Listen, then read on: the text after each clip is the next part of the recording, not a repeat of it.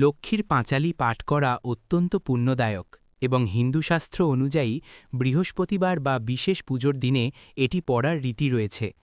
আপনার হাতে সময় কম থাকলে এই সংক্ষিপ্ত সারমর্ম বা পাঠটি 10 মিনিটের মধ্যেই শেষ করতে পারবেন।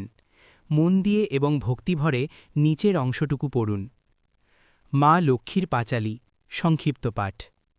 নম নম শ্রী লক্ষ্মী দেবী জগৎজননী, বিষ্ণুর বনিতা তুমি শুভ বিঘ্নহানি।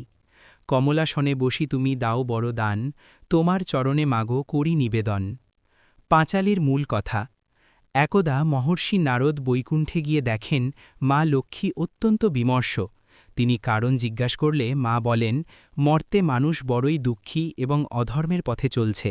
যারা লক্ষ্মীর ব্রত পালন করবে না তাদের ঘরে কখনো শ্রী ফিরবে না। মা লক্ষ্মী তখন এক ব্রাহ্মণী বেশে মর্তে অবতীর্ণ হলেন। তিনি দেখলেন এক দরিদ্র পরিবারে চরম হাহাকার। মা সেই পরিবারের স্ত্রীকে লক্ষ্মীর ব্রতকথা ও নিয়ম শেখালেন। মা বললেন, প্রতি বৃহস্পতিবার ঘরদোর পরিষ্কার করে আলপনা দিতে হবে। সন্ধ্যায় প্রদীপ জেলে মা লক্ষ্মীর স্তব করতে হবে। লোভ, অহংকার এবং পরনিন্দা ত্যাগ করতে হবে। অন্যকে অবহেলা করা চলবে না। সেই স্ত্রী ভক্তিভরে ব্রত পালন করতেই তাদের ঘরে শ্রী ফিরল, ধনে ধান্যে ভরে উঠল সংসার। এই দেখে পাড়া প্রতিবেশীরাও ব্রত করা শুরু করল। যারা অবহেলা করল তারা বিপদে পড়ল, আর যারা ভক্তিভরে পূজা করল মা তাদের দুহাত ভরে আশীর্বাদ করলেন।